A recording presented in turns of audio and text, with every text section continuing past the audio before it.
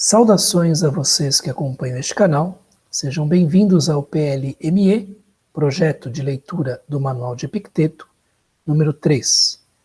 Neste vídeo nós falaremos do capítulo 2º, ou entrada de número 2, do Encheiridion de Epicteto, sempre usando a tradução em domínio público de Aldo Dinucci e Alfredo Julian. Esta tradução está disponível no site Internet Archive, data de 2012, e nós, como sempre, colocamos também aqui na área de comentários o link para essa tradução.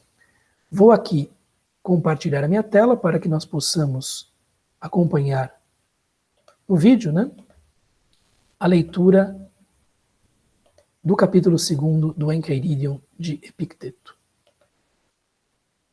Muito bem.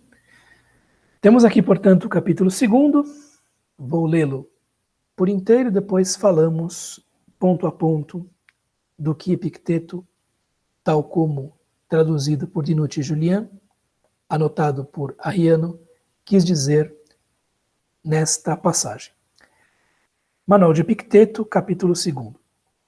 Lembra que o propósito do desejo é obter o que se deseja, e o propósito da repulsa é não se deparar com o que se evita.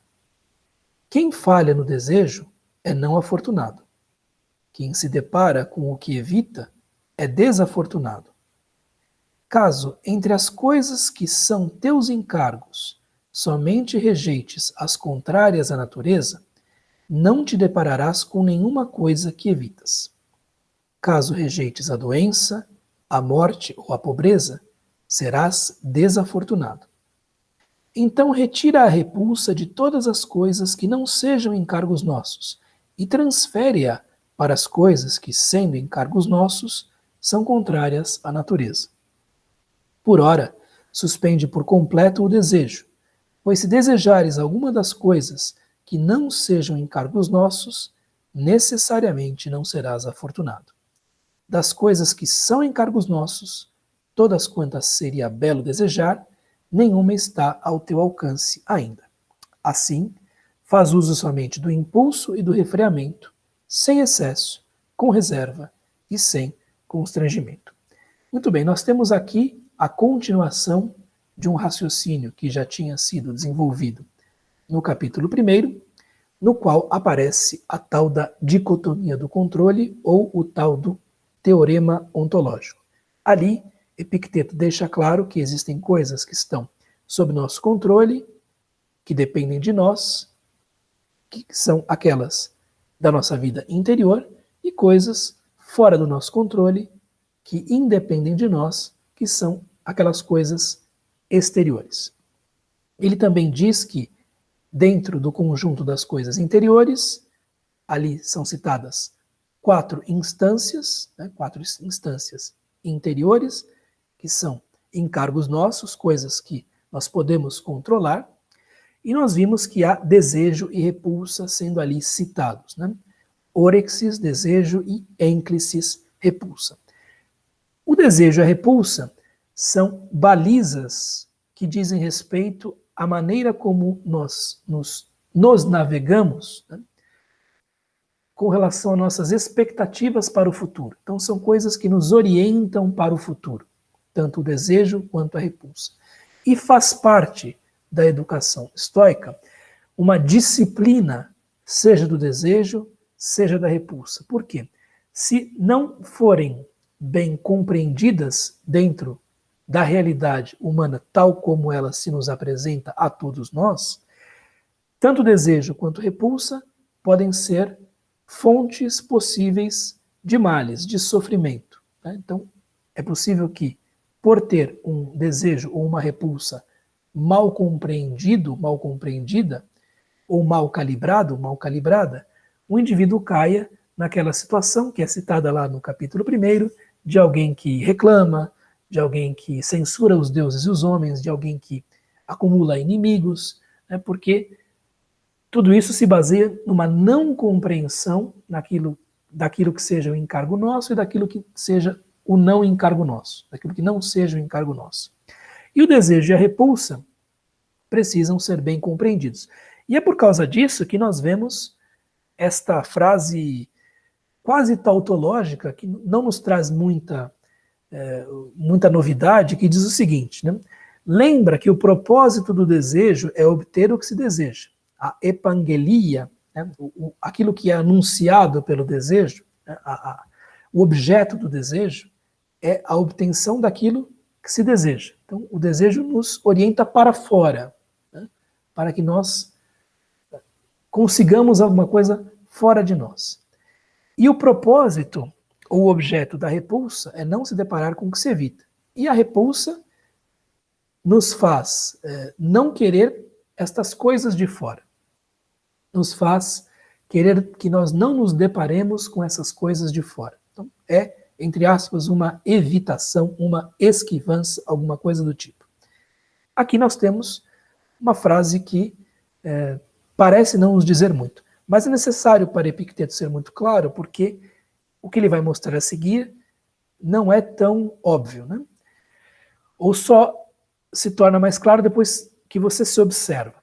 Quem falha no desejo é não afortunado. Então, quem não obtém aquilo que quer, que deseja, é atyrhes, isto é, não tocado pela fortuna. Né? O alfa privativo quer dizer não afortunado, né? Apenas infeliz, digamos assim. Então, quem não obtém aquilo que deseja é apenas infeliz. Mas quem se depara com o que evita é desafortunado, mais do que infeliz, né? Dystyrhes, desafortunado, miserável, pode ser, né? Mais do que infeliz. Então existe uma assimetria neste par. Embora seja um par que corresponda às nossas expectativas futuras, ao modo como nós nos navegamos a nós próprios na direção do futuro, né? Tem a ver com as nossas expectativas, portanto, a repulsa ou aversão, né, a ênclisis, acaba sendo um ponto que, se mal compreendido, pode nos produzir mais sofrimento, mais infelicidade. Caso, entre as coisas que são teus encargos, somente rejeites as contrárias à natureza, não te depararás com nenhuma coisa que evitas. Então, se você entender a dicotomia do controle, né, se você entender o que é encargo seu, o que é algo que depende de você, e que isso está inscrito dentro de você mesmo, por natureza, e que você entenda que ter esta aversão ou repulsa bem calibrada, quer dizer, viver em conformidade com a natureza, o resultado será que você não se deparará com nenhuma coisa que você evita. No entanto, se você fizer o contrário e passar a rejeitar coisas como a doença, a morte ou a pobreza, caso rejeites a doença, a morte ou a pobreza, serás desafortunado. Por quê? A doença, a morte, a pobreza são coisas que fazem parte do jogo da vida. São coisas que estão inscritas por natureza dentro daquilo que pode nos acontecer. A morte necessariamente nos visitará um dia. A doença ou a pobreza são virtualidades da vida. Rejeitar essas coisas, ter repulsa a essas coisas, quer dizer colocar-se na posição de quem não aceita circunstâncias naturais que podem acontecer. O que é que Epicteto nota? Algo que, se nós nos observarmos, também podemos notar. Nós somos mais sensíveis à questão da repulsa do que à questão do desejo. Isto é, se nós cairmos em situações que são vistas por nós mesmos com repulsa, com repugnância, nós nos sentiremos mais desafortunados, nós nos sentiremos mais infelizes do que se nós não obtivermos aquilo que desejamos. Então, há uma sensibilidade maior em todos nós nesta área da repulsa, e é necessário que nós, o mais breve possível, entendamos que doença, pobreza, exílio, perdas familiares, enfim, e uma série de outras circunstâncias, a morte sendo a última delas, são coisas que acontecem. Então, se nós tivermos esta aversão a essas coisas que fazem parte da vida, né, se nós não entendermos essas coisas num nível profundo, como coisas que podem nos suceder, de acordo com Epicteto e com outros estoicos, isso produz necessariamente infelicidade. O que ele vai dizer então? Qual vai ser o conselho que ele vai dar? No 2.2 nós vemos isso, na segunda sessão. Então retira a repulsa de todas as coisas que não sejam encargos nossos. Morte, doença, pobreza e demais circunstâncias consideradas desagradáveis não são encargos nossos no sentido de Epicteto. Não são coisas sob nossa dependência. E você vai transferir estas coisas, né, a sua repulsa para as coisas que, sendo encargos nossos, são contrárias à natureza. A natureza prevê a possibilidade de que coisas assim aconteçam. Então, o que você vai fazer é usar a energia desta instância interior da repulsa, não para orientá-la para fora, e sim para orientá-la, não para orientá-la para fora, e sim para orientá-la para dentro. Então, você vai olhar para si próprio e vai ter repulsa aos atos ruins que você possa causar. Então, você não terá repulsa à pobreza, à falta de fama, a perdas possíveis, porque são coisas que podem acontecer e que não estão sob seu controle. Você terá repulsa, sim, a possibilidade de que você venha a ser injusto, a possibilidade de que você venha a ser imoderado, a possibilidade de que você venha a ser imprudente, a possibilidade de que você venha a ser não corajoso, covarde ou não fraco, ou fraco, né? ou não forte, não tem a fortaleza.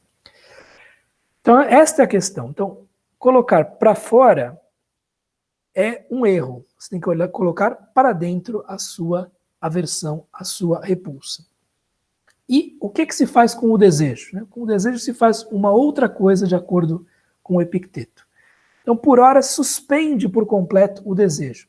Não é uma coisa fácil, né? Então, nós vemos nestes pontos que o manual de Epicteto, já desde o começo desta entrada, isso fica claro, como lembra, né? O manual de Epicteto não se volta a um neófito no estoicismo, né? Então, são pessoas que há bastante tempo estão se alimentando dessa filosofia.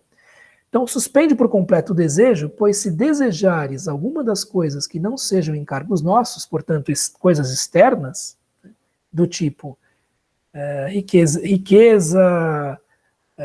riqueza, sucesso, coisas afins, né, exteriores, necessariamente não serás afortunado. Por quê? Porque você pode não obter essas coisas e você pode obter essas coisas, chegar lá naquela situação e perceber que não é nada demais ou que você quer mais.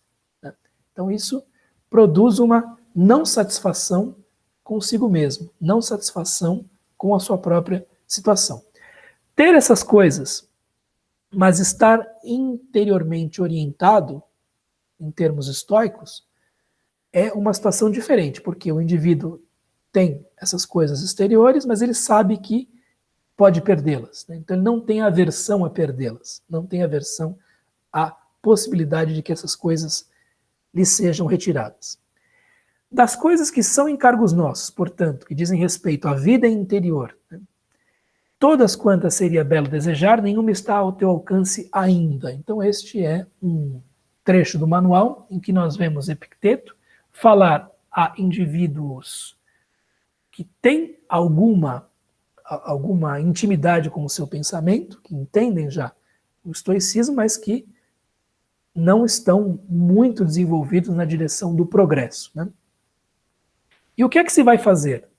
Muito bem, então é necessário disciplinar a aversão ou repulsa e é necessário tentar suspender o desejo. Né? Porque o desejo orientado para dentro produz bons frutos, assim como a aversão orientada para dentro impede o indivíduo de fazer coisas ruins.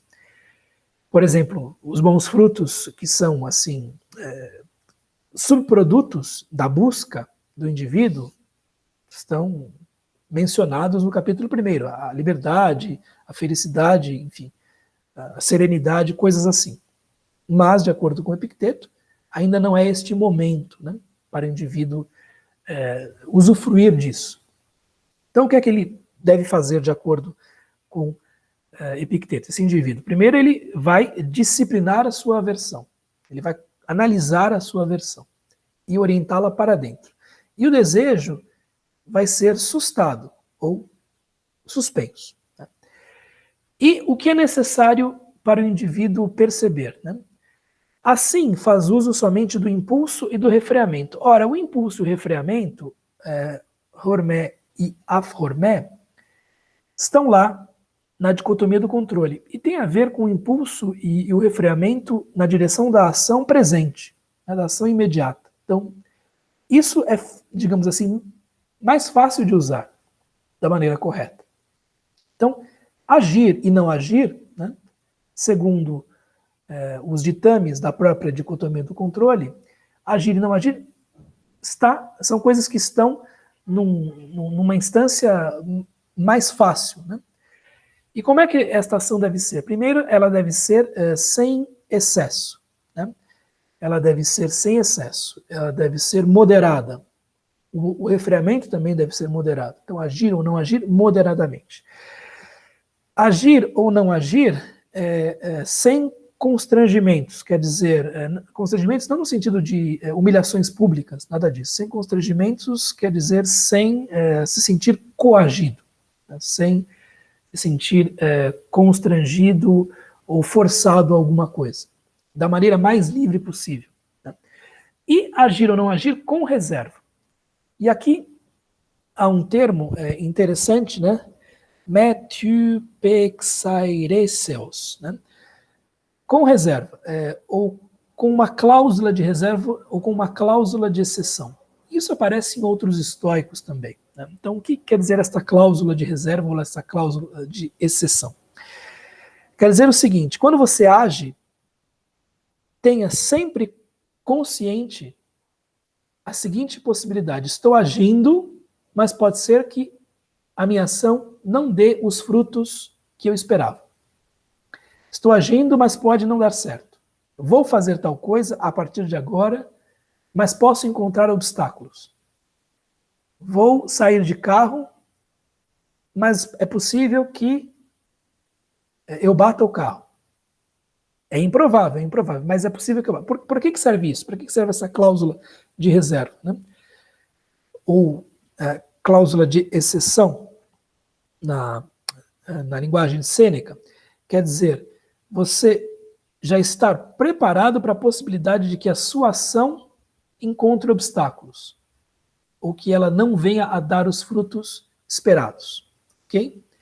Então, ao fazer isso, né, de uma maneira racional, sem enfim, ruminação doentia, nada disso, ao fazer isso, você age sempre sabendo que a sua ação não depende unicamente de você, depende das circunstâncias externas, ou pelo menos o objetivo ao qual você se lança a todo momento depende do seu contato com a realidade, da sua relação com a realidade, por assim dizer. Então, você se torna consciente de tudo aquilo que, no decorrer de uma ação que você considera necessária, não está sob seu próprio controle.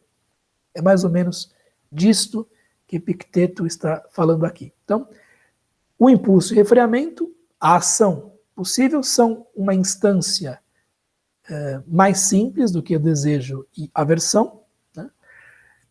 E estas ações devem ser feitas sem excesso, de acordo com a mentalidade grega, né?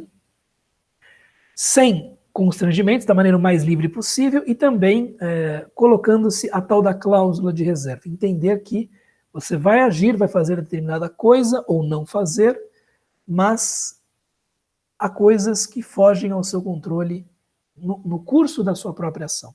Tá? Porque o que diz Epicteto é que o impulso para a ação e o refreamento da ação é que são encargos nossos, não todo o desdobramento da ação. Nós podemos não conseguir certas coisas. E podemos conseguir também. Né? Podemos conseguir também. E mesmo assim a reserva se coloca porque, de uma certa maneira, nós sabemos que aquilo que nós conseguimos, também conseguimos por forças que não são apenas nossas. Então assim você se torna mais modesto com relação às suas próprias conquistas, por assim dizer. Ok? Muito bem. É o que eu tinha a lhes dizer a respeito desta passagem do Manual de Epicteto. Ela continua o mesmo raciocínio da dicotomia do controle, do capítulo 1º, e se focaliza sobre as duas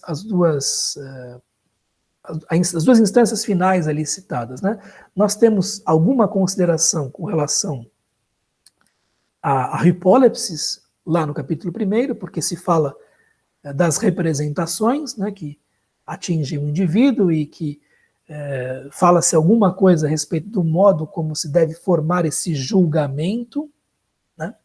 E aqui se fala um pouco de desejo e repulsa, da assimetria entre repulsa e desejo, como é necessário primeiro prestar atenção à repulsa, depois tomar certas providências relativamente ao desejo, e como o impulso e o refreamento são instâncias mais fáceis de ser controladas e algo em que a tal da dicotomia do controle se coloca de maneira mais imediata. Eu agradeço a atenção de vocês e nós nos encontramos no próximo vídeo do PLME. Tchau, tchau. Até mais.